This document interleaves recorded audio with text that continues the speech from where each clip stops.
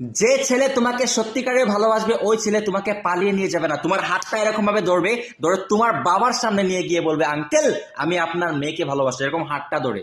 মেয়েকে বিয়ে দিবেন না আমার সাথে, এরকম হাত ধরে বলবে, পালিয়ে নিয়ে যাবে না। বুকের পাটা থাকতে হবে ভাই। ছেলেদেরকে বলছি, মেয়ে কখনো পালিয়ে বিয়ে করো না, একটা গেলে 100টা আসবে।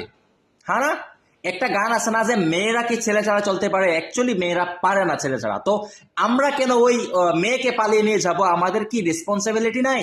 আমাদের কি কিছু নাই? আমরা কি কি হিজড়া হয়ে গেছি না? ওইটাই বলতে চাই তোমাদেরকে, মেয়েকে কখনো ভাগিয়ে পালিয়ে নিয়ে বিয়ে করার দরকারই নাই।